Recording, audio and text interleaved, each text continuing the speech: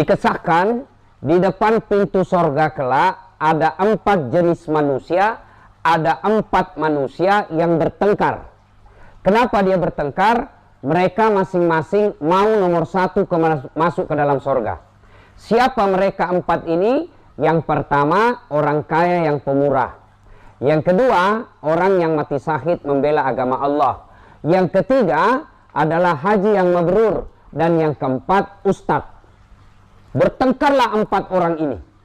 Kenapa dia bertengkar? Masing-masing mau masuk dalam sorga nomor 1. Orang kaya mau masuk, ditarik sama haji. Saya lebih dulu. Yang haji lagi mau masuk, ditarik sama orang yang mati syahid. Nah ini saya juga lebih dulu. Orang yang mati syahid mau masuk, ditarik sama ustadz. Bajiki bos, saya lebih berhak. Akhirnya ributlah depan pintu sorga.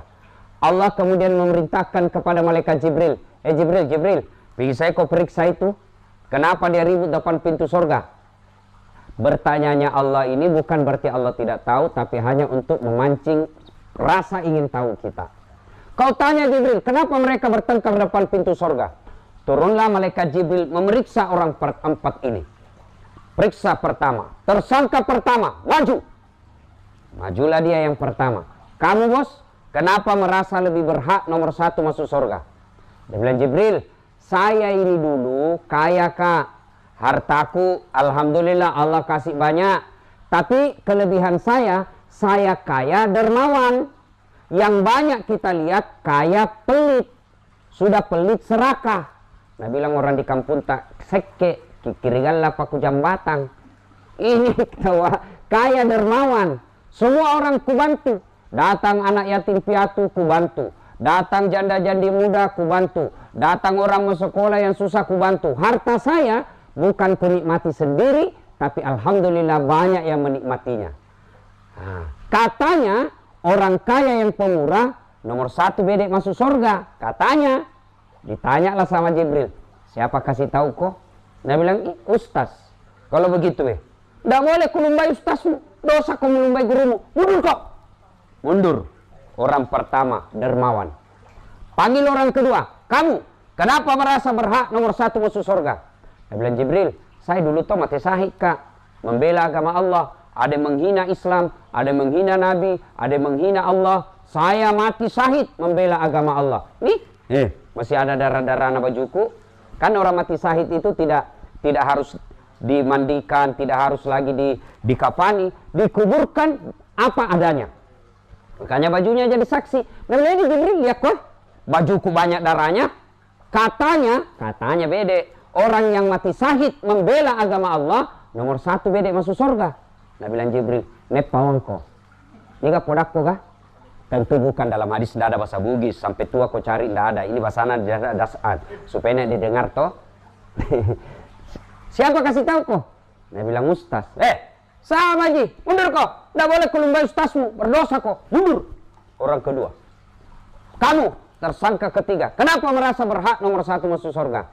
Dia bilang Jibril, saya dulu haji kak. Alhamdulillah haji mabrur, bukan haji kajili-jili. Kaji itu haji kajili-jili. Mana dibilang haji kajili-jili? Haji itu masih suka begadang. Begadangnya apa? Begadang mendomi. Pada Nabi bilang Muhammad Rahman, begadang jangan begadang kalau tiada artinya. Begadang boleh saja kalau ada perlunya. Begadang nonton bola jangan. Begadang tahajud boleh. Seperti sekarang 10 malam terakhir itikaf. Katanya dikasih tahu ini. Haji yang mabrur nomor 1 masuk surga. Saya pulang ke haji ustaz berhenti mak mendomi. Pulang haji ustaz berhenti mak merokok. Pulang haji ustaz tidak pernah mak pakai celana pendek pergi olahraga. Alhamdulillah mumpun saya ingat. Ini kau anak muda yang suka pergi masjid pakai baju-baju sempit. Celana bilang celana Korea. Nenek gaya. Baru bajuna sempit. Baru dia batala namamu. Masuk di masjid. Waktu na ruku. Toh ruku begini. Sujud ki. Ruku masih baik dilihat. Sekali na sujud. Ada celengan di belakang. Dia bilang setelah haji Ustaz. Jibril berhenti gak pakai baju begitu. Setelah haji saya berhenti lagi pelit. Setelah haji saya berhenti lagi gosip. Setelah haji saya berhenti sama perbuatan-perbuatan yang tidak ada faedah. Haji mabrur kak. pergi kak berjamaah di masjid, ikut kak pengajian, ikut kak taklim. Pokoknya saya berubah menjadi lebih bagus. Katanya haji yang mabrur nomor 1 bedek masuk surga. Katanya Ji, Nabi bilang Jibril, siapa kasih tahu kok? Nabi bilang ustaz. Sama semua ini, mundur kok. Nggak boleh kelumbai semua ustazmu, mundur. Mundurlah ini orang 3. Terakhir yang keempat, tersangka keempat, maju. Majulah itu tersangka nomor 4. Kamu, kenapa merasa berhak nomor 1 masuk surga? Nabi bilang, Jibril, saya minta di ustaz ini nak cerita semua ini. Nak kemana ustaz kah? Saya Ustaz Latif. Oh, kau Ustaz. Ya kalau gitu, masuk ke balik. Silakan. Jangan banyak bicaramu. Masuklah ini Ustaz. Melangkah itu. Tinggal beberapa langkah masuk surga. Istighfar kisah ini Ustaz kah? Astagfirullah.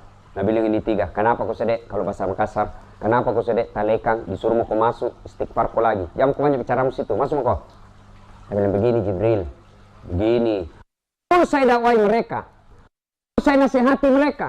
Betul saya beritahu mereka, tapi saya ini jadi Ustadz Dasat Latif. Saya bisa jadi mubalik seperti ini karena jasa-jasanya orang kaya. Maksudnya apa? Saya jadi Ustadz karena ada orang kaya kasih saya pembeli buku, sehingga dari buku itu saya belajar.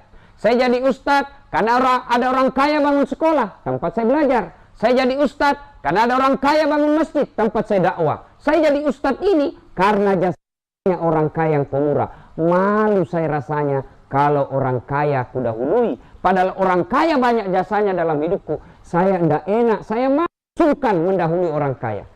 Lalu orang ustadz ini berkata, Jibril, saya sudah menerima penghargaan Allah untuk memasukkan saya surga nomor 1. Tapi saya memuliakan orang kaya yang pemurah. Biarlah orang kaya dulu yang pemurah masuk ke dalam surga. Akhirnya disepakati pada saat itu, orang kaya yang pemurah nomor 1 masuk surga. Saya ulangi, orang kaya yang pemurah, orang kaya yang bakil, dedekut, kikirigalang, macarinna, mabuaja. Nomor 1 kau juga masuk ke mana? Ke neraka. Pilih mako. Mau kau masuk nomor 1 dalam surga, jadilah orang kaya yang pemurah. Mau masuk nomor 1 masuk neraka, pelit mako. Ini ibu-ibu nih yang menyaksikan saya. Tuh, pasti banyak ibu-ibu orang kaya yang lihat kayak ini. Karena anu tuh sumarekon bu. Nasabana tahu wah, kelas. Nah, ibu-ibu tuh yang banyak cincin tak, berlian, mana gigina nak kawak tongi. Tuh, nak kasih beleci. Badan sabun dah saja 3 macam. Lain itu sabun keteknya, lain sabun badannya, sabun mukanya. Banyak cincinnya, banyak berliannya. Begitu ibu meninggal, ayo, siapa yang pakai itu cincin tak? Siapa? Anak. Bukan, istri kedua.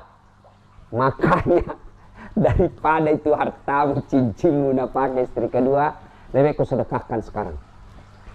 Inilah kehadiran Summa Rekontawa. Dia tidak makmur sendiri. Dia tidak bahagia sendiri. Tidak mapan sendiri. Tidak sukses sendiri. Sebagai developer, bulan Ramadan berbagi. Berbagi dengan cara apa?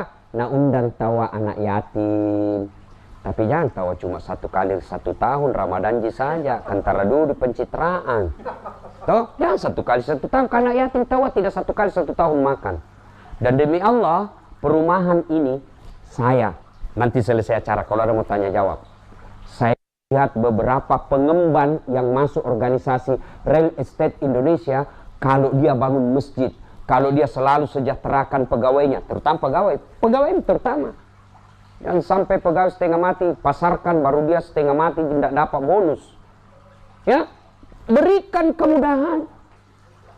Iya, itu dalam syariat. Sebelum kau kasih orang jauh, bersedekah pada 1 kilo dari perusahaan, 10 kilo dari perusahaan, yang pertama menurut syariat pegawaimu dulu. Tapi alhamdulillah tawa pegawainya ini baik tawa. Dan lewat-lewat kok kalau tidak syukur kok. Nah, oleh karena itu bersedekah. Demi Allah tidak ada orang bangkrut gara-gara sedekah. Dan demi Allah saya melihat perumahan meskipun tidak elit, tapi karena dia pemiliknya menyantuni, membangun rumah ibadah, menciptakan fasilitas umum untuk anak-anak bermain, justru perumahan itu cepat laris. Tapi kalau perumahan itu manajemennya pelit, dia pikir ngapain keluarin begitu, tidak ada hasilnya, kan harus take and give, ada dikasih, ada diambil. Itu manajemen modern yang tidak sesuai dengan ajaran agama. Bagi kita orang beriman, apalagi orang Indonesia, ada sila pertama ketuhanan yang Maha Esa. Dan ketuhanan yang Maha Esa aplikasinya tidak bisa kau kalkulasi yang namanya rezeki. Rezeki itu Allah yang ngatur. Ingat kau cowok, ku kasih kau hadiah yang tahu ki. Ada 3 rahasia Allah yang tidak boleh kita campuri. Itu rahasia mutlak milik Allah, tidak bisa kita campuri. Apa itu? Jawab aku kasih kau hadiah. Cepat kau. 1. Apa? 1. Ajal. Biar mau sekali kau mati, kalau tidak ajalmu tidak mati. Ada orang 3 kali percobaan bunuh diri. Nah dapat WhatsAppnya suaminya selingkuh, minum racun. Buru-buru ternyata lebih banyak masuk di hidungnya daripada mulutnya. Akhirnya muntah-muntah, tidak jadi mati. Bulan depan, nah kapan bisa dek WhatsApp selingkuh? Hai sayang, oh stres bisa dek. Nah lihat racun gagal, akhirnya apa? Nah ambil pisau, nah iris urat nadinya, ternyata pisau nak pakai pisau tumpul, dah jadi mati. 2 kali itu coba mau mati. Ketiga kalinya, nah lihat lagi suaminya jalan, wow, mau lagi bunuh diri, lihat pisau gagal, lihat racun gagal. Akhirnya apa? Dia lari ke belakang rumahnya, lompat masuk ke dalam sumur. Ternyata dia lupa waktu itu musim kemarau, tidak ada airnya sumur kah. 3 kali uji coba tidak mati kalau tidak ajalnya. Sebaliknya umatnya Nabi Sulaiman datang pengajian, tiba-tiba ada malaikat datang, dilihat-lihati, lalu anak muda berkata, ya Rasulullah siapa itu? Nabi bilang itu tadi malaikat pencabut nyawa, tidak pulang itu sebelum diambil yang dia mau. Nabi bilang ini pandrak manake kodong. Kenapa? Semenjak dia datang sampai pulang saya terus lihat-lihatin gini. Nabi bilang hati-hati kau nak mau itu. Ya Rasulullah bawa ke jauh. Baiklah, diterbangkanlah anak lurus. Begitu Nabi bilang nak turun, kau turun mak, kasih turun mak, jauh mak ini, tidak ada apa itu tadi kurang ajar, patah bangka-bangka. Pas turun, baru 1 langkah kakinya diinjakkan di tanah, ketemu itu tadi malaikat pencabut nyawa. Dari mana kau? Dari tadi saya tunggu kau di sini, makanya kau tinggalkan tempatmu, mati. 1, ajal. 2, yang Allah punya rahasia dan kita tidak bisa tahu, apa itu? Jodoh. Dengar kau ini, pada jomblo-jomblo fisabilillah. Dengar kau ini cowok yang lihat ini di Instagramku, yang cewek-cewek, jangan kau mau dapat tolo-tolo cowok, napa cari 3 tahun tidak nikah-nikahi kok. Deh 3 tahun mah kau nodok tidak nikahi kok. Motor aja dicicil 1 tahun lunas nih. Kau 3 tahun mah kau modal apa 10.000 1 malam. Roti 1, teh botol, autan, nah bawa kopi di playover, pret, beleng-beleng. Berhenti kok. Jangan kau pacaran. Nah bilang, pacaran syar'i, pret. Mana ada pacaran syar'i cidaka? Tidak ada. Jangan pacaran-pacaran. Jodoh. Kalau bukan jodohmu, biar kau setengah mati, cari kelakuan baik, bawa coklat tiap hari, video call tiap malam. Bukan jodohmu, tidak nikah kau sama dia. 3 tahun pacaran, tidak jodoh, putus. Begitu dapat pasangan baru 2 minggu pacaran, nikah. Kenapa? Dijakkal lagi sama security. Jodoh. Yang ketiga, yang menjadi rahasia Allah adalah rezeki. Maka ayo, jangan putus asa soal rezeki. Tadi saya keliling-keliling lihat, cantik-cantik rumah orang. Nah bilang temanku, bisa rezeki beli ini Ustaz? Boleh. Jangankan ini kau bisa beli, yang lebih mewah dari ini bisa kau beli kalau Allah mau. Wala tayasu min rauhillah, jangan kau putus asa akan rahmat Allah. Dirimu miskin, tapi Allah maha kaya. Dirimu terbatas pekerjaanmu, tapi Allah tak terbatas. Yang penting kerja kok. Yang kau cuma berdoa, ya Allah mudah-mudahan saya bisa punya rumah 2 di Sumarekon. Baru pengangguran kau tidak mau kerja. Nenek lu gawang. Bapak saudara-saudara sekalian, tidak ada yang mustahil di sisi Allah. Coba saya selalu contohkan ini. Adik-adik tahu kok cicak? Tadi malam kan ceramah di Jakarta, aku bilang di anggota DPR, bapak-bapak tahu cicak? Bingung nih. Oh ternyata salah kak, di Jakarta cecak. Nah di sini cicak. Tahu cicak? Tahu kok toh? Apa namakan itu cicak? Apa? Nyamuk tenang tamang kelang. Dek na tamak kelang, tidak masuk di akal. Cicak cuma di dinding. Nyamuk terbang. 1 terbang, 1 cuma di dinding. Tidak masuk di akal. Di mana ketemu dan tidak ada terminalnya. Kalau kita pesawat sama Dasat bisa ketemu, 1 terbang 1 tidak. Di mana ketemu? Terminal Dayak. Gimana ketemu terminal Bandar Sultan Hasanuddin, turuni pesawat naik mana ke? Coba, itu cicak, jalan-jalan cicak. Tapi apa Nabila lagu tak? Cicak di dinding, diam merayap. Datang seekor nyamuk yang datang. Nyamuk yang datang itu cicak. Tidak Nabila lagu, cicak lompat ke nyamuk. Patah-patah. Maka saudaraku, jangan pernah sangka buruk terhadap rezeki. Bagaimana supaya rezekimu terbuka? Bagaimana supaya perusahaan ini? Bagaimana supaya perumahan ini lancar? Tidak perlu pemasaran habis duit. Promosi ke TV, promosi ke ini. Lebih kau promosi apa? Sedekah, bantu anak yatim. Aku yakin Allah bukakan pintu rezekimu. Percaya itu. Jangan kau tergoda iklan. Terutama ini cewek-cewek kah? Bedak. Iklan bedak. Ini orang cantiknya mana kasih itu. Itu iklan cantik. Biar tak pakai bedak cantik je. Coba kau lihat. Pernah kau lihat iklan kecantikan tukul? Nggak laku bedak. Apalagi kalau tukul apa? Buncol. Genteng. Pelet sepeda. Kasih kecantikan yang budi-budi. Nggak laku pak. Lebih baik. Kalau mau laris manis. Pakai orang beragama. Apa? As-sadaqah. Kata Nabi, siapa yang mau dipanjangkan umurnya, satu nih, tertolak dari bencana, dua nih, dan diberikan rezekinya, dilapangkan rezekinya, maka hendaklah dia bersedekah. Coba kita amalkan.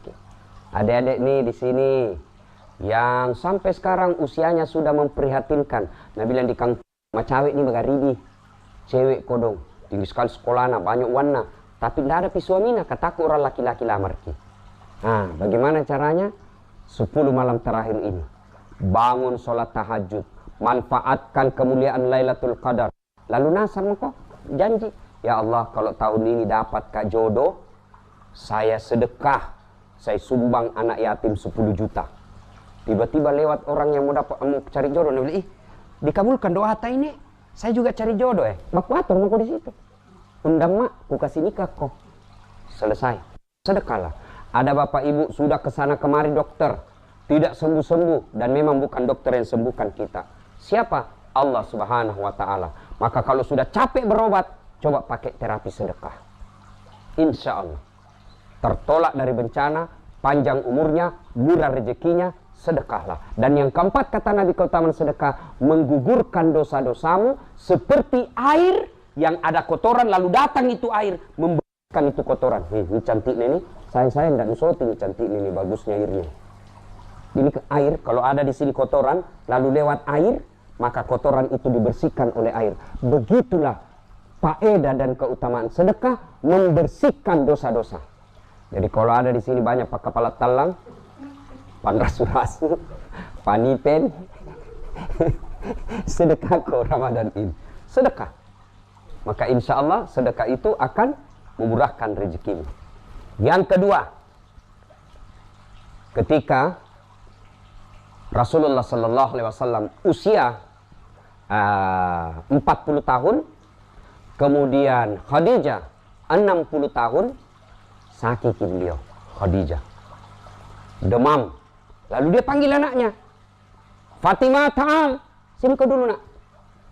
Kalau saya kira-kira di rumahku, cek, sini kau dulu nak. Kenapa Pak? Ibu, ya, kan Khadijah yang manggil, sini dulu nak. Kenapa? Sebentar lagi ini ajal menjemput saya. Rasa-rasanya ini tidak lama mak hidup. Terus kenapa Umi? Dia bilang begini nak, itu ada serbannya bapakmu yang selalu nak pakai terima wahyu, mintakan ke itu serban nak, mudah-mudahan dengan serban itu saya mau jadikan kain kafan, mudah-mudahan serbannya itu meringankan saya dari azab kubur. Bayangkan, istri Nabi masih mencemaskan azab kubur. Apalagi kau yang tidak pernah sembahyang. Nabi bilang suami kau sembahyang, Nabi bilang orang belum bersih, masih ada yang sedikit-sedikit. Nabi bilang suami bohong kau toh, apa bohong, pacilikan kau. Itu Khadijah, manusia mulia masih mencemaskan kubur. Lalu Fatimah berkata, Mak, kenapa bukan kita yang minta sama bapakku? Kenapa sih saya? Dengar kata Khadijah, "Nak, saya malu minta sama bapakmu." Subhanallah. Kira-kira yang menonton acara ini, masih ada enggak sekarang istri yang malu minta sama suaminya? Kira-kira masih ada yang malu minta sama suaminya? Jangan karena minta, curi. Ibu-ibu sekarang kan pandai semua cari uang. Nggak dapat suaminya. Dia bilang, "Deh, pintar cari uang." Maksudnya apa? "Batin aku sembunyi, lu dapat sih." Lalu Khadijah berkata, "Saya malu minta sama bapakmu." Bayangkan, malu minta sama bapakmu. Lalu mendengar itu, Rasulullah keluar, meneteskan air mata. Datang Jibril. Nampak di hadapan Nabi. Lalu Jibril berkata, "Ya Muhammad, sampaikan kepada Khadijah ada salam dari Allah Subhanahu wa Ta'ala." Bayangkan, Allah titip salam kepada Khadijah. Masya Allah. Saya saja baru-baru dapat WhatsApp dari Menteri Agama. "Assalamualaikum warahmatullahi wabarakatuh. Ustadz Das'ad Latif atas nama negara memohon dengan hormat kepada Pak Ustadz untuk mengisi acara peringatan Isra Mi'raj tingkat negara di Istana Presiden." Begitu saya dapat ini WhatsApp, langsung ku kasih lihat semua temanku. Ku bawa ke pulang kampung HP ku. Ku kasih lihat semua WhatsApp ku. Lihat ku temanmu. Sepupumu, bukan kaleng-kaleng, menteri. Coba, saya sudah bangga. Menteri diundang ke Istana Presiden, padahal Presiden ada hilang masa jabatannya. Ini Allah yang titip salam. Sampaikan kepada Khadijah ada salam dari Allah. Subhanallah. Tidak cukup sampai di situ. Jibril lalu menyampaikan lagi kepada Nabi, karena Jibril tidak boleh bicara langsung kepada Khadijah, karena Jibril hanya bisa bicara kepada Nabi dan Rasul. "Ya Muhammad, sampaikan kepada Khadijah, Allah telah menciptakan istana dalam surga untuknya." Bayangkan, istana, surga sudah sebuah kenikmatan, surga sudah sebuah kemuliaan, ditambah lagi istana dalam surga. Subhanallah. Dan istana itu kata Jibril, Allah ciptakan istana itu terbuat dari mutiara. Maju Pak Eko. Coba, kenapa bukan jamrud? Kenapa bukan berlian? Kenapa bukan emas? Usut punya usut. Ternyata Khadijah punya sifat seperti mutiara. Ibu-ibu tahu mutiara? Adik-adik gadis nih, tahu kok mutiara toh? Tahu kok toh? Bukan mutiara tetanggamu. Itu anaknya orang. Perhiasannya. Toh, mutiara. Coba lihat itu mutiara. Hidupnya kan di dasar laut, kerang, ibaratnya kerang. Toh? Nah, dia buka, dia punya apa itu? Perut, apa sih namanya? Pokoknya nah buka itu moncongnya. Cuk. Masuklah pasir dan kerikil-kerikil. Bayangkan, lihat itu perutnya mutiara. Bayangkan misalnya tude. Tahu Joko tude toh? Compa. Tidak mau tahu pi, kerang. Tidak mau tahu pi. Tidak aku tahu nih. Kalau di kampungku compa, tude, kerang. Nah, coba lihat itu kerang. Halus kan? Halus kulitnya. Lalu masuk pasir dan kerikil-kerikil. Pasti sangat perih. Daging yang halus ketemu pasir. Coba kalau Bapak Sariawan masuk pasir. Jangankan pasir, air aja masuk. Coba, biar kau hobi makan pisang goreng, kondak pisang goreng. Itu kerang begitu, mutiara masuk itu pasir. Apakah mutiara teriak? Tidak, mutiara dia tutup. Baru ku ingat, cangkang, bukan mulut, cangkang. Dia tutup cangkangnya, lalu dia olah itu pasir, ketemu dengan kulitnya, dagingnya, lalu cangkang kemudian itu dia buka. Apa yang keluar? Mutiara. Artinya apa? Khadijah diberi persembahan istana dari mutiara karena Khadijah tidak pernah mengeluhkan, tidak pernah menyampaikan susah hidupnya kepada orang lain. Dia tutup saja cangkangnya, dia tutup saja perutnya, dia tutup dirinya, lalu dia berdoa kepada Allah biar Allah yang selesaikan masalahnya. Ibu bapak, kalau mau mendapat mutiara, istana dari mutiara di sorga, maka caranya jangan terlalu mengumbar masalah hidupmu di medsos. Bertengkar sama suaminya, langsung update status. Tak kusangka kau begitu. Beleng-beleng. Apa gunanya kasih tahu begitu? Begitu pergi suaminya 2 hari, langsung update status lagi. Kesepian banget. Langsung nasle, dintamang semena. Boleh juga tuh diganti. Apa? Ya ketawa cilaka, serius orang ini. Apa? Dari status. Ada Tommy Tor beleng-beleng tuh bilang, "Ih, Stas, romantisna tawa rumah tanggana itu." Ku bilang, "Dari mana ki dapat, Ibu?" Dia bilang, "Tahu foto-fotonya di Instagram." Dede, romantisna. Aku bilang, "Sini kok, berapa menit itu orang patang foto. Foto 30 detik, upload 1 menit, selesai. Kau tidak tahu 23 jam sekian waktu enggak kau tahu apa ini." Foto-foto romantis, gampang sekali di foto. Katolo itu kalau baku tarik rambut, bertengkar na video baru nge-share di Instagramnya, beleng-beleng itu aslinya. Pasti yang bagus-bagus. Maka demi Allah, kalau bapak ibu mau selesai masalah, bukan dengan di-share di medsos. Makanya saya kalau ceramah ada ibu-ibu bertanya, langsung ada cerita jeleknya suami, langsung kuskat stel. Nggak boleh, berarti ibu ini yang tidak bagus. Masa cerita jeleknya suami depan suami orang lain? Ada kata ibu begitu. Pergi suaminya nak ceritain, pergi bertetangga jelek namamu saya suamiku deh. Kalau tidur ki ngorok ki, baru nak pegang warna, jelek-jelek lahir bisa anakmu. Jangan.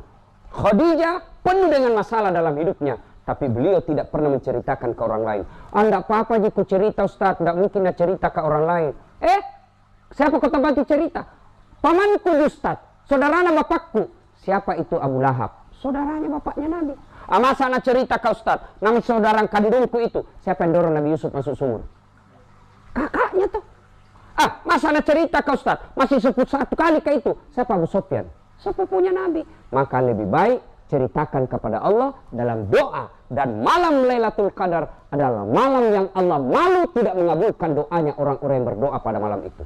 Akhir Ramadan. Sekarang malam ganjing. Mari kencangkan ikat pinggang, hidupkan malam-malammu dengan ibadah, bangunkan sahabat dan keluargamu untuk menghidupkan malam Lailatul Qadar.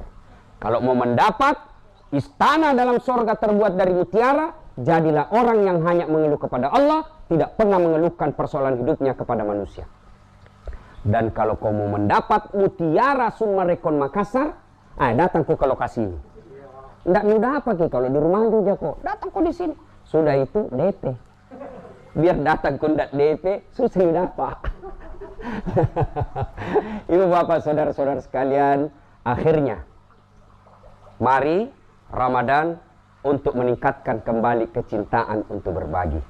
Salah satu esensi dari puasa adalah menanamkan kecintaan untuk kemaslahatan bersama. Orang kaya baik, tapi kalau kaya sendiri, demi Allah tanggung jawabnya banyak di akhirat. Siapa orang baik di akhirat? Apakah orang hitam jidatnya gara-gara sholat? Tahajud tiap malam, tadarusnya 1 juz 1 hari, sholat-sholat sunnahnya banyak, tapi tetangganya fakir miskin lapar tidak pernah diurusi, depan rumahnya fakir miskin tidak pernah dia peduli, samping kirinya anak yatim piatu tidak sekolah gara-gara tidak punya duit dan dia tidak mau tahu.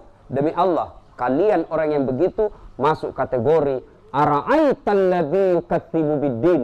Allah ponis kalian pendusta agama.